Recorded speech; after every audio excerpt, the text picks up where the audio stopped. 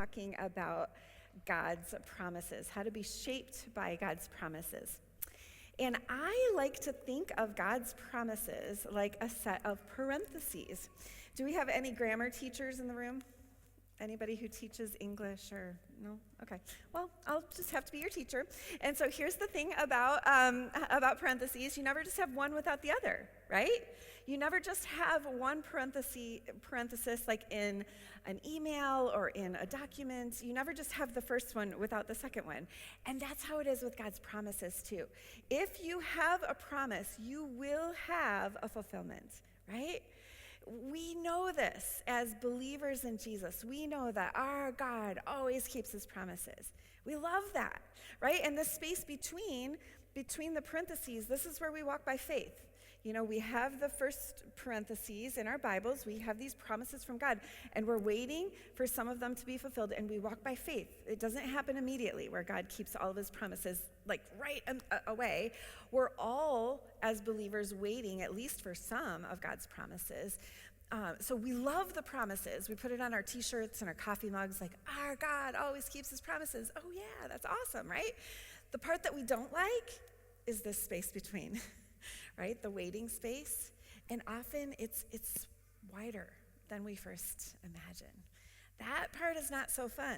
I mean, ladies, there are some promises in your Bibles that will not be fulfilled until after you die. Like, try putting that on a t-shirt. I don't think that one's going to sell, right? You know, we are the Amazon next generation. We don't like the waiting thing. We like things to be happening, right? We like to keep the pace. We don't enjoy waiting on anything. And in fact, I look at even the way that we tell the overarching story of the Bible. We kind of want to skip to the good parts, right? I put a sticky note here in my Bible. This is like where we learn about the main problem in the Bible, and that is sin. And this is Genesis 3. This is where Adam and Eve ate the fruit. It's also where God made the very first promise. Did you know that?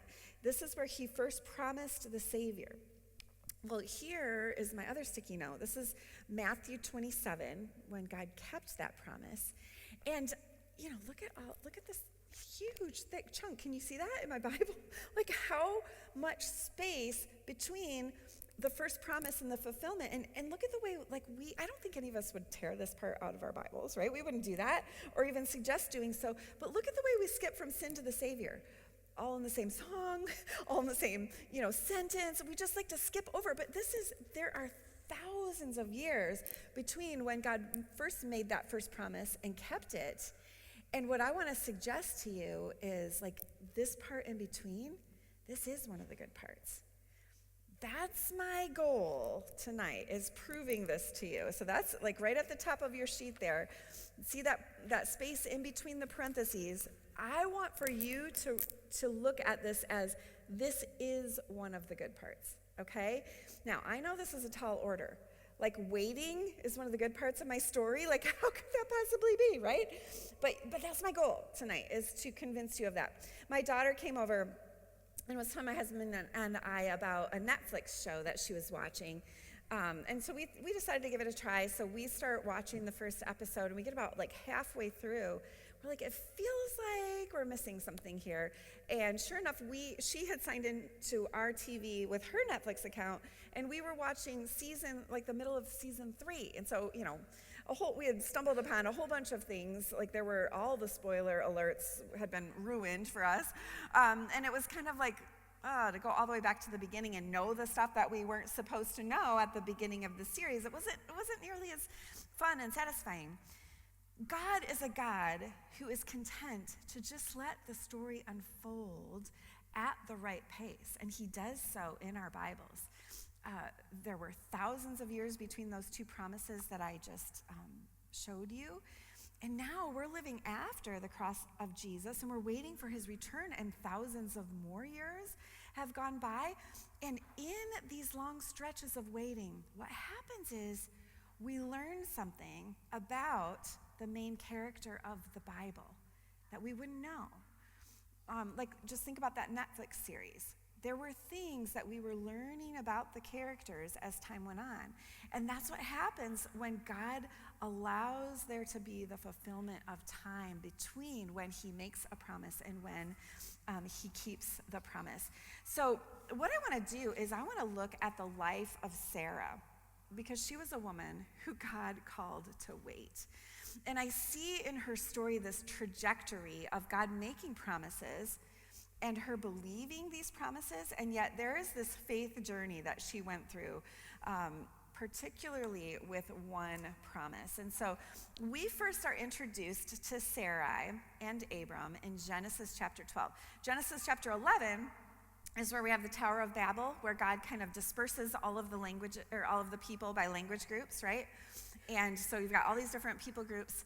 Well, in Genesis chapter 12, he selects one family, and he chooses them and promises to bless them. That's what we see in Genesis chapter 12.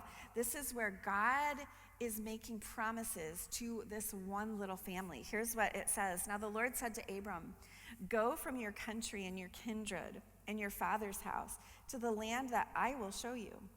I will make of you a great nation. I will bless you and make your name great, so that you will be a blessing. I will bless those who bless you, and him who dishonors you I will curse. In you all of the families of the earth will be blessed." So Abraham went as the Lord told him. So these promises are pretty big promises. I mean, these are pretty grandiose promises. And God steps into Abram and Sarai's life, telling them these huge things. I will bless you. I will make your name great. I will make of you a great nation. Through you, I will bless all the other nations. Like, do you hear how he's saying, I will, I will, I will? From this point on, God looks at this family, Abram and Sarai's family, as his people. And throughout our Bibles, there's this imagery of marriage. And so this is almost like our proposal story, right? Where he's not saying, will you? He's saying, I will. I'm making all the promises. I will, I will, I will. And I think there was one promise that was particularly of interest to Sarai, right? Because look at what it says. I will make your name great, or I will make of you a great nation. It says it first. And they were a family of two. Sarai, we met her in Genesis chapter 11. She's introduced as a barren woman. It says it twice. She was barren. She had no child. And if any of you have gone through infertility, you know the heaviness of longing to have a baby and not being able to. Whether you've gone through that personally or you've walked through that with someone else, you know the ache of infertility.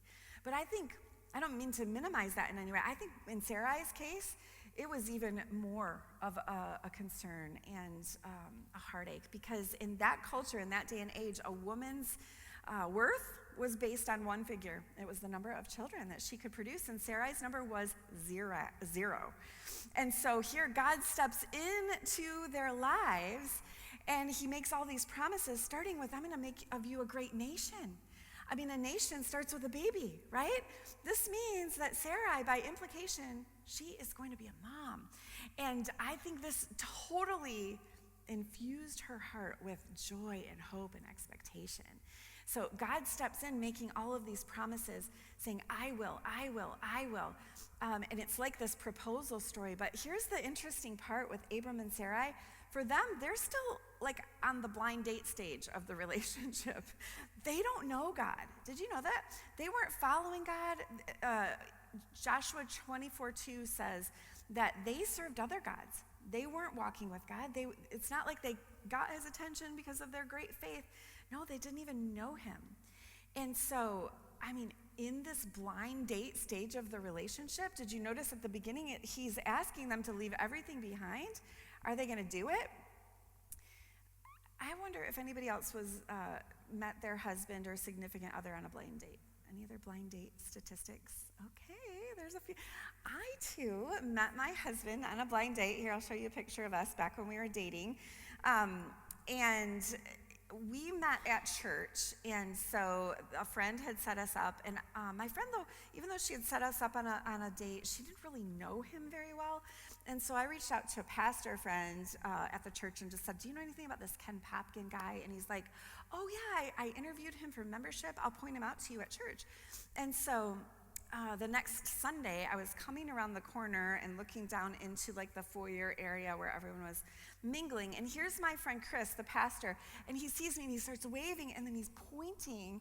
And I'm like, oh my goodness, I cannot believe you just did that. So I ducked down the hallway, but I caught just enough of a glimpse to recognize Ken and be able to see like, oh, he was coming down the stairwell and I was coming up later that same Sunday and I'm like, there's the guy. It's the same one that he was pointing to in the foyer. And my heart started racing because I'm like, he's the one I'm going on a blind date with. Like, should I say something? Should I introduce myself? Like, oh, what am I gonna do? And he just ended up like passing me. It was just the two of us, but he didn't even look up. So I'm like, okay, I guess I'll meet him on the date. So we did eventually meet and fell in love and got married. But I wanted to take you to that moment though on the stairwell. Okay, just imagine, this is the first time I'm ever crossing paths with him. Imagine him turning to me and saying, hey there, Shannon, I want to be your husband. I will be a good man. I will be faithful. I will take care of you. Go get packed. You're going to leave everything behind and walk into the unknown with me. I mean, that pace would be a little startling, right? I don't think I would have gone. And that's what Abram and Sarai did. They stepped out into the unknown, waiting on God to keep his promises, especially for Sarai. I mean, this was like, she had left everything behind, and her hope, I think, was truly settled on having a baby. When Sarai was introduced, she was like the brittle branch on the family tree. She had no child. She was barren. This is something she's longing for, and so she steps out by faith. They leave everything behind. They walk 1,000 miles. And so just with kind of that in mind, as you picture her walking into this desert unknown, can you imagine her thinking like, I mean, I'm probably going to get pregnant on the way. You know, he made this promise. And probably by the time we get to Canaan, or this unknown place, I'm probably going to get pregnant on the way. You know, Abram's going to build us this house. It's going to be great. We're going to start having all these kids. We're going to have an awesome life. But when they get to this promised land, she's got two surprises coming. First of all, there are already people living there. If I'm promised, you know, some land to occupy, I'm probably picturing like unoccupied land, right? That was not the case. They got there and there are these people like living there already, acting like they own the place, you know? The Canaanites lived in Canaan, go figure. And so Abram and Sarai, they did not occupy, like they didn't take for possession this land. They lived in the land, but they lived in tents. And then that other promise about the baby, they got there and no, she didn't get pregnant on the way. Nor did she get pregnant the next month or the next month. A year went by.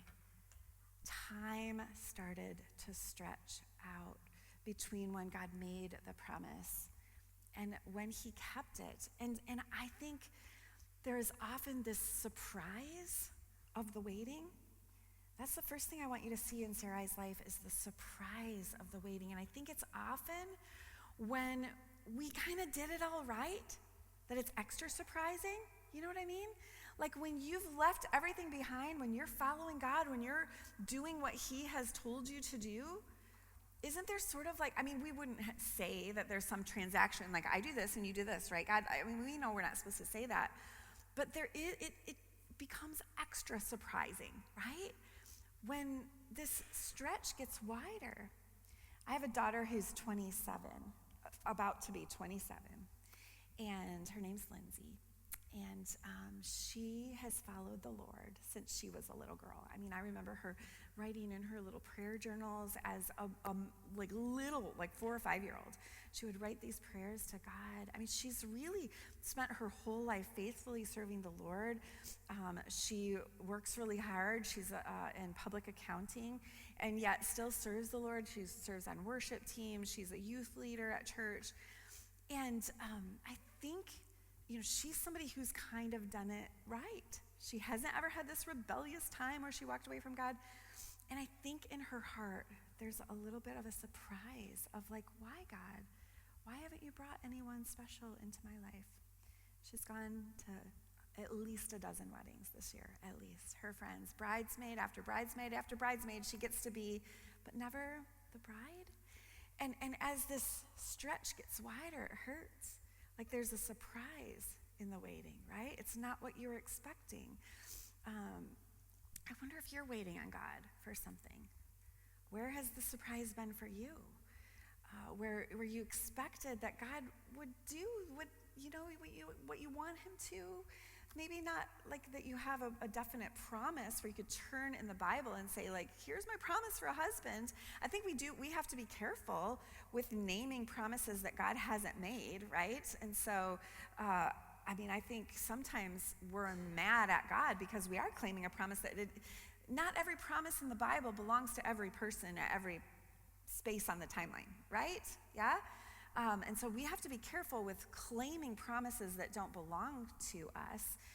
It'd be sort of like, let's say I went to a restaurant and tried to use a coupon for half off, and the restaurant didn't honor that, and so I'm like filling out a Yelp review, like I'm so mad. This restaurant they don't keep their promises. They don't do as they've said.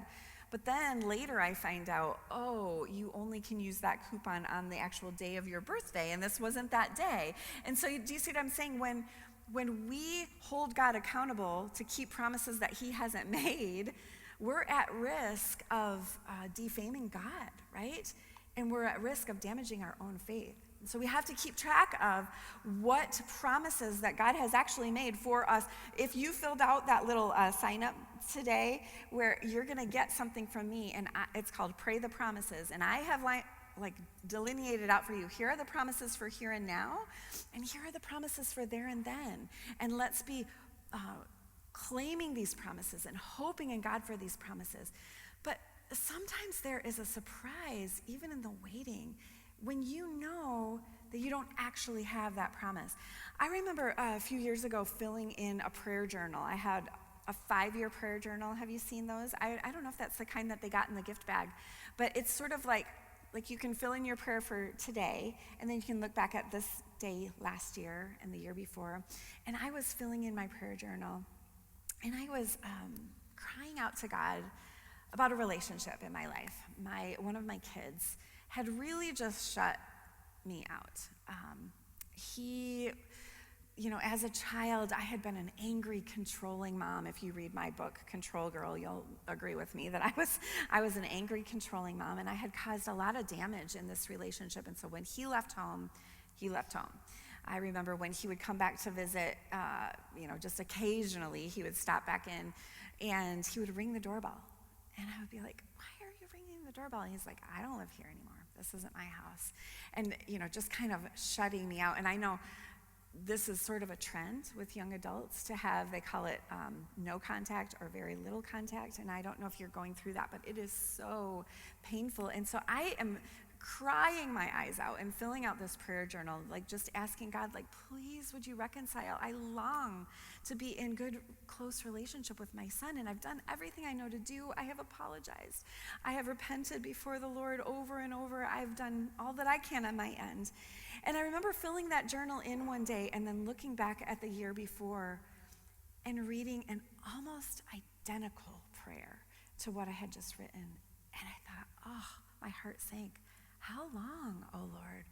Am I going to be filling up this whole 5-year journal? Is there going to be another one, a 10-year? Like, how long am I going to be waiting on you? And I knew that I didn't have necessarily this promise that God was going to restore this relationship in the here and now.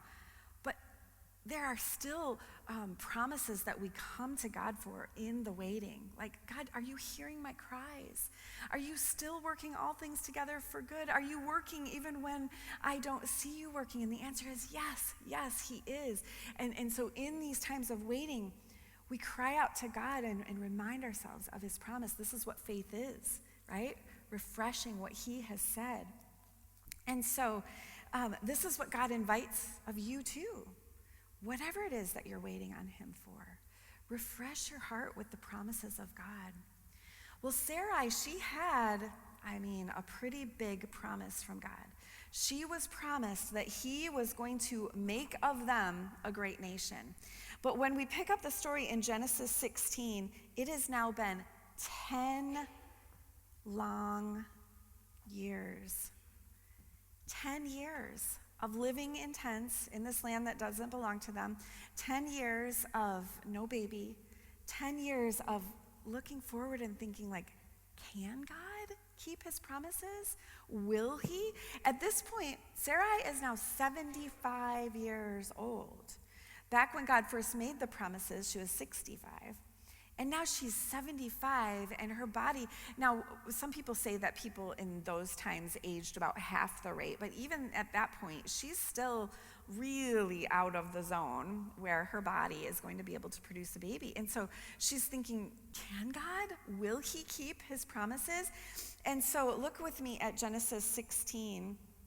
Sarai said to Abram, since the Lord has prevented me from bearing children, go to my slave. Perhaps through her I can build a family. And what I want you to notice is back in Genesis 12, God was saying, I will, I will, I will. And here in Genesis 16, Sarai is saying, perhaps I can.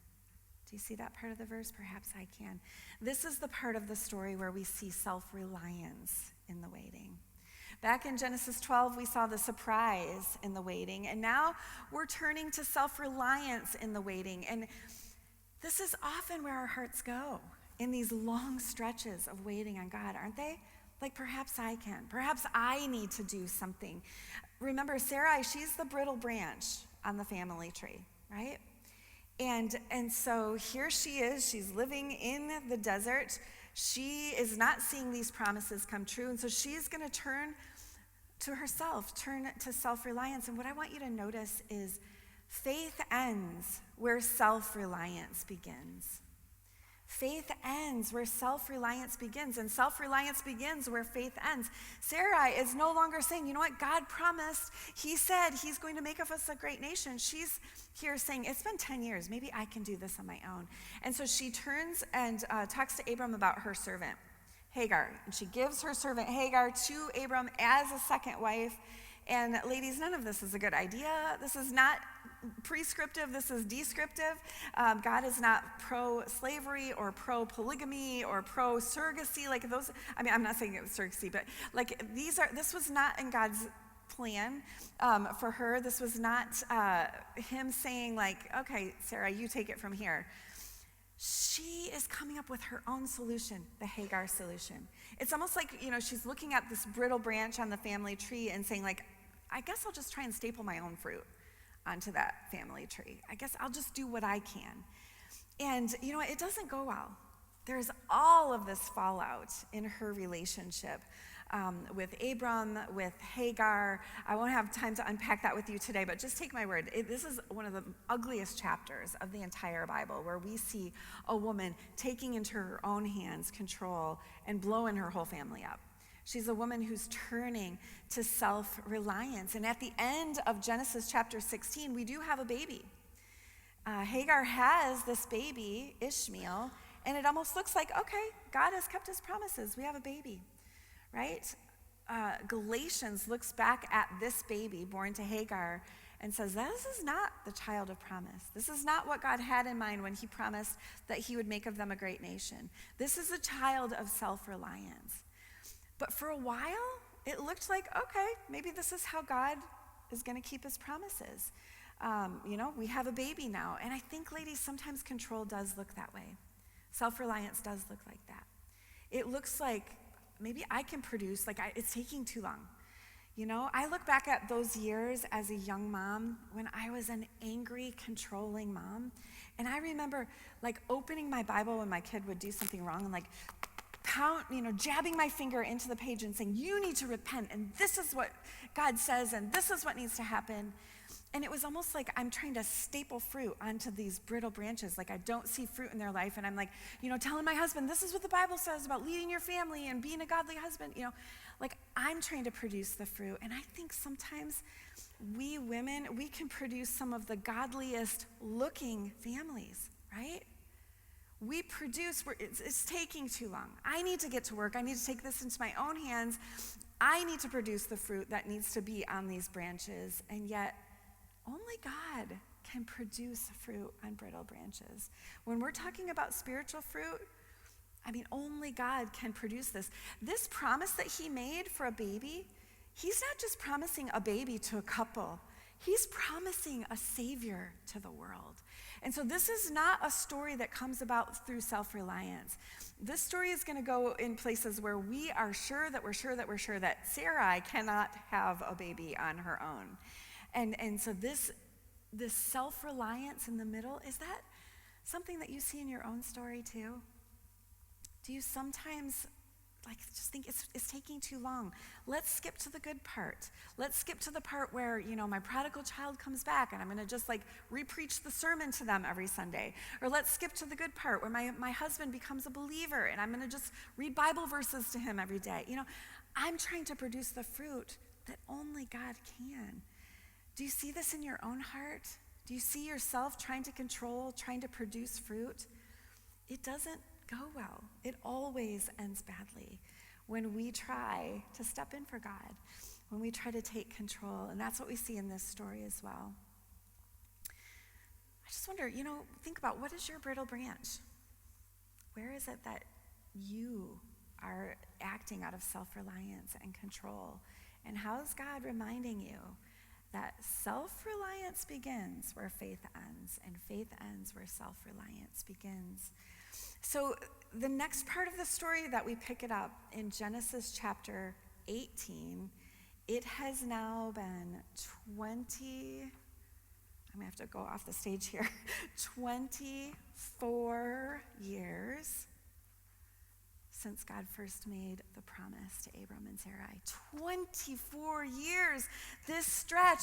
And you know what? Sarai, when we see her in this next part of the story, it's almost like she's over here on the outside looking in. There is a baby, and she feels like this thing with God and his promises, like, I'm an outsider looking in. I'm irrelevant to this. This has nothing to do with me. We know this because of the way that she responds when God restates his original promises. That's what we see in Genesis chapter 18. It's this awesome story where God comes to lunch. So there are these visitors who come to Abram and Sarai's tent, and Sarai is saying, or Abram's saying, let's go bake some bread, kill the fatted calf, we're going to have this feast. And then he sits under the oak tree with these visitors, and they're having this lovely meal together. And this is where the visitor does something really surprising. He turns to Abram and says, "Where is Sarah?" Now this is surprising for two reasons, because first of all, he says her name, Sarah, but he also says her new name. Their names were just changed in Genesis 17, and so this visitor somehow not only knows her name, but knows her new name? How can that be? And I think it's supposed to catch our attention. And so this visitor says to Abraham, "Where is Sarah?" And then he follows up by saying, Sarah, in a year, will have a son. Well, Sarah is listening from behind the tent, and she hears what the visitor says. And what does she do? Does she come bursting out like, "Oh, let's have a gender reveal party"? Well, okay, he just said a boy, Sarah will have a son. So maybe not that, but let's paint the nursery. Does she come out with all of this excitement, throwing confetti? Finally, they have a due date. Finally, the time is here. They know when the baby's going to be born. Is that how she responds? Is she excited? No. From behind the tent flap, she scoffs. She laughs to herself, not out loud, but she laughs in a scoffing sort of way, and we know that because of what she says next.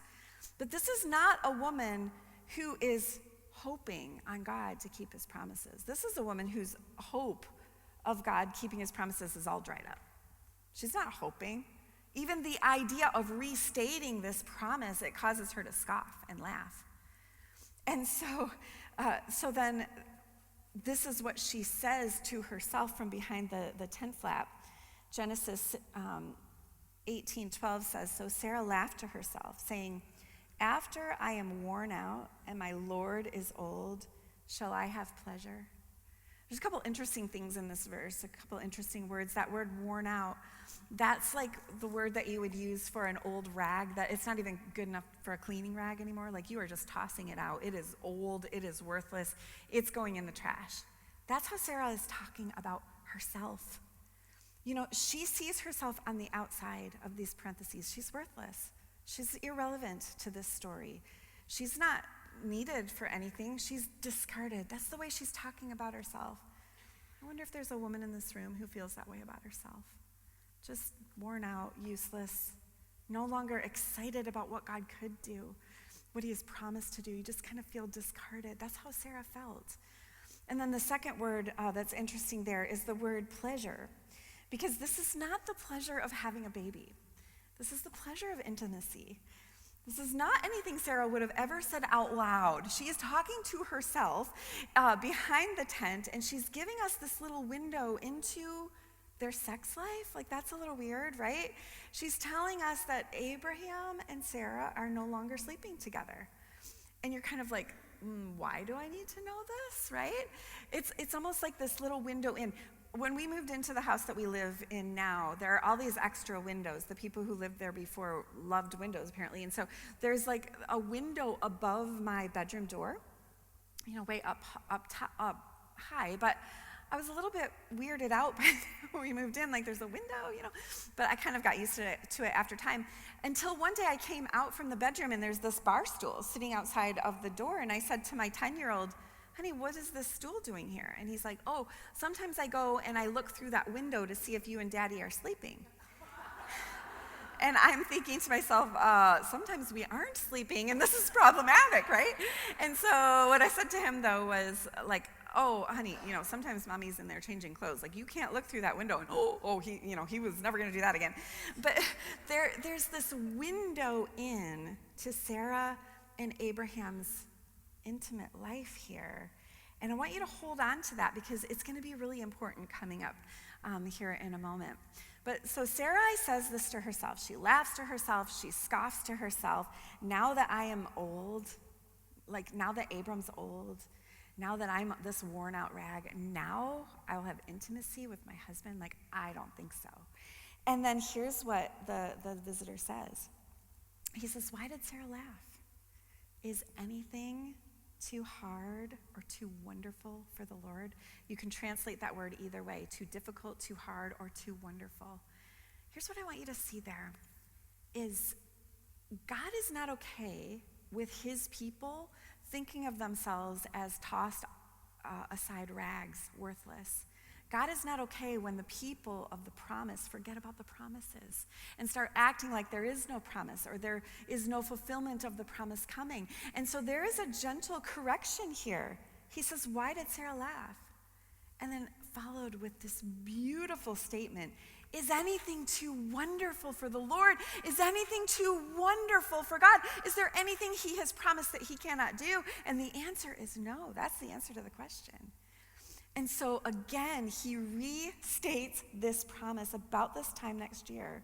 Sarah will have a son. That's what he says to her. He restates exactly what he said early on, only now there's a timestamp. And so this, ladies, this is where we're seeing the good part between the parentheses. This is one of the good parts, because you know why? This is where we learn God's faithfulness in the waiting. Here's where we learn that God never stopped intending for that second parenthesis to come. Throughout all of these 24 years, he has been planning for them to have a baby, and he knew the timeline. He knew. He never forgot. He never wavered in all of these years as her hope is drying up, as she's feeling irrelevant, as she's feeling like worthless and, not even part of this promise relationship with God. He has never wavered. God's faithfulness is what we see, and that changes everything. It changes everything for us, and it changes everything for Sarah in this story. Because what I want you to notice is in Genesis 18, behind that tent flap, Sarah is this woman who is scoffing. She's like, yeah, right, me have a baby? Ladies, she is now 89 years old and she has a point, right? She is scoffing behind the tent flap. But there's something that happens in her, because 1 year later in Genesis 21, Sarah is a 90-year-old woman who has just given birth to a baby. And the change that has happened is not just a change in her number of plates she will set at the dinner table. The number of children, the number of the fruit that is hanging on her end of the branch of the family tree, that's not the only thing that has changed. What has changed is something inside of her. Because she is now a woman who is not scoffing, she's giggling.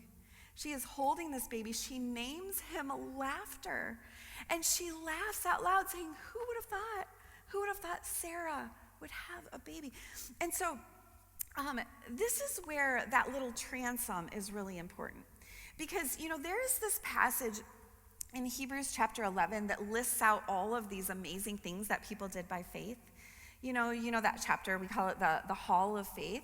And so it's like these big stories. Faith in the Bible is not just something that you think with your head, it's something that you do with your feet and do with your hands. And so in the Bible, Abraham and Sarah walked 1,000 miles. Noah built a boat. Moses split open the Red Sea. Like in this chapter, it's listing out all of these amazing things that people did by faith. And it includes Sarah. Sarah had a baby. And I was always just a little bit skeptical of that, because I thought, I've had 3 babies, and I can speak on some authority. Like, I didn't do a whole lot. I ate a lot of, brownies, and I slept a lot, and I put my feet up, and a baby was knit together in my womb. I didn't do a lot. And so I got kind of skeptical. Like, Sarah didn't do this. Sarah, this happened to her. She wasn't like an active participant. But then I remembered that little transom, that little window into her sex life, right, that we saw in Genesis 18. And I thought, oh my goodness, can you imagine?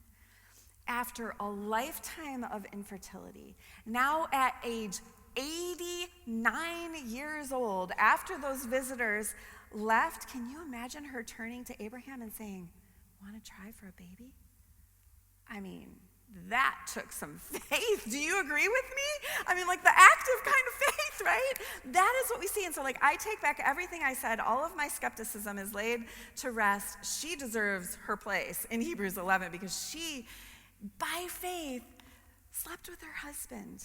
After all of that time, she took a huge risk. I mean, can you imagine the risk of being disappointed again? They're not sleeping together. It's been she's 89 years old. And she becomes pregnant. And so Hebrews 11, this is the verse that mentions her. And I just love this verse, because it says, by faith, Sarah herself received power to conceive even when she was past the age, since she considered him faithful who had promised. Who's the him that we're talking about here? Who is that? God. She's considering God faithful. This is the change that's happened inside of Sarah. This is the inside change that changed everything for her. She considered God faithful. That word considered, it's like an accounting word. It's like a banker who's considering someone coming for a loan and considering okay, here's all the evidence. Is this person going to make good on their promise? And that's what Sarah's doing here. She's like, is God faithful? Can I count on him? Do I have enough evidence stacked up that if God made a promise and gave me a date of when he's going to make this promise come true? She considered him faithful who had promised.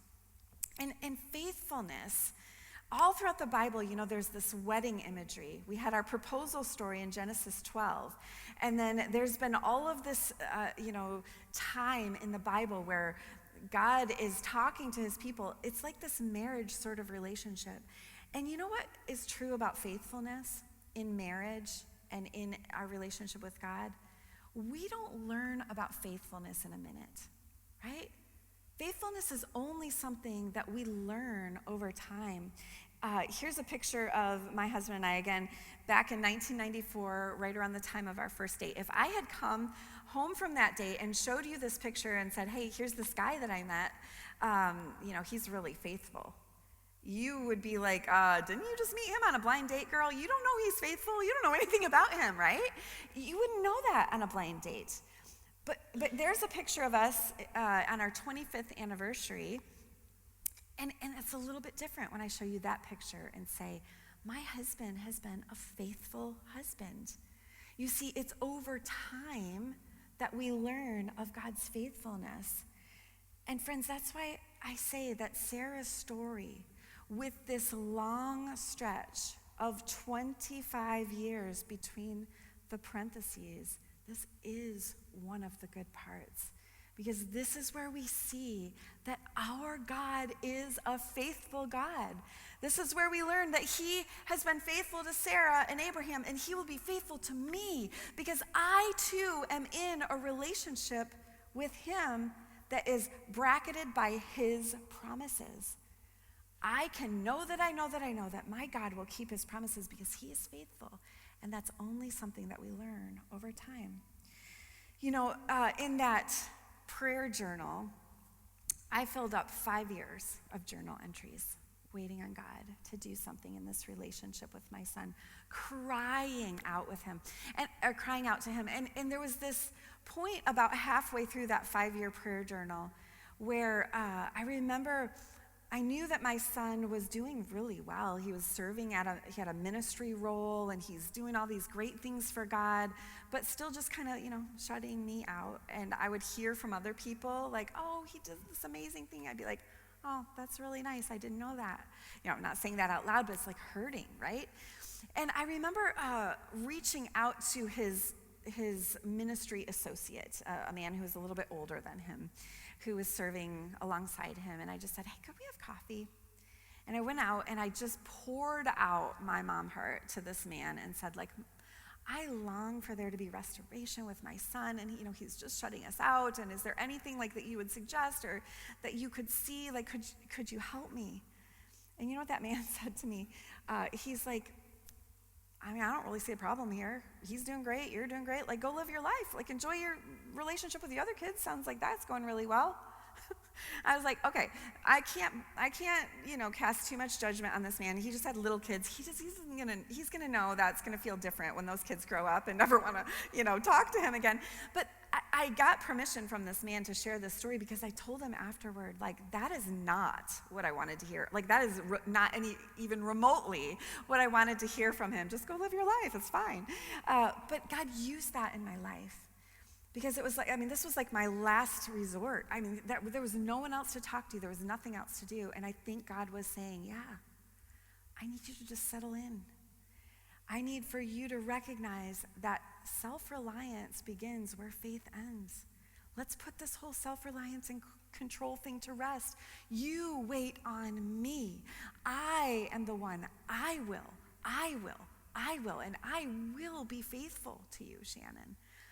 And so that was a turning point where I just was like, okay, Lord, I don't know if there's ever going to be that second parentheses in this life.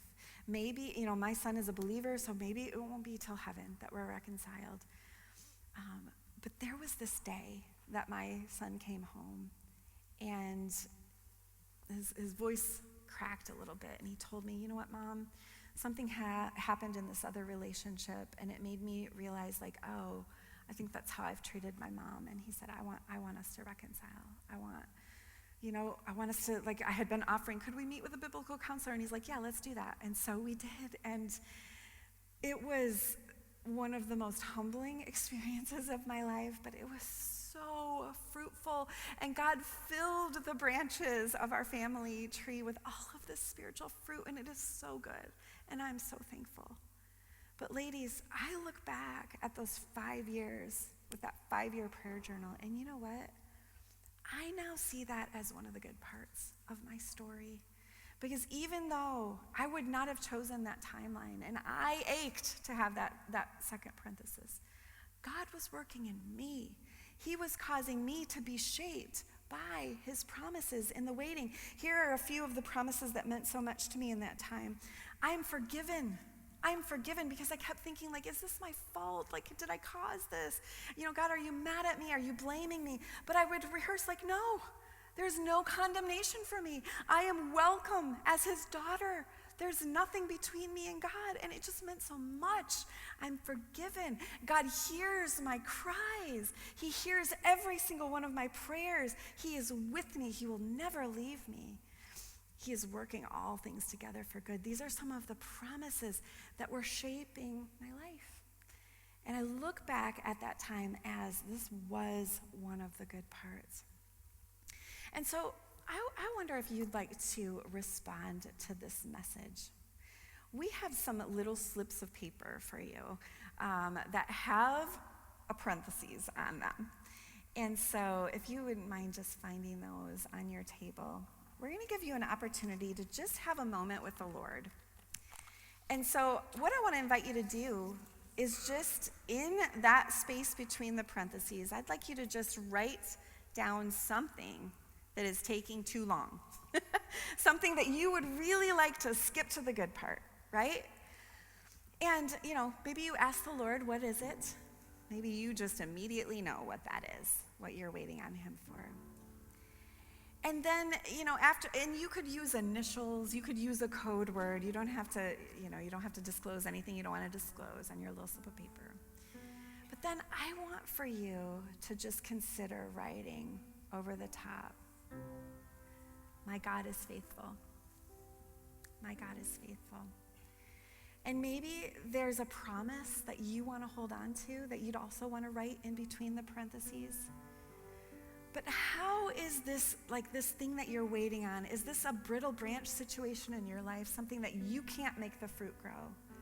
But you want to rely on God and recognize that he is faithful, that he can produce fruit. And you want to remember, is anything too wonderful for him? And the answer is no.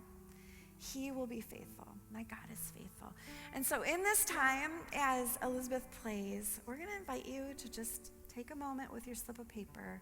And sometimes, like I said, when we put feet to our faith, it's good for us. So we've got a little basket here by the cross. And I'm going to invite you to just come and lay that down. What is the thing that you would really like to skip to the good part? And how are you going to claim this as one of the good parts? Because you're coming to know God in a way that you wouldn't have, as your God is faithful. I'll give you just a minute, and you can come whenever you like. You don't have to wait.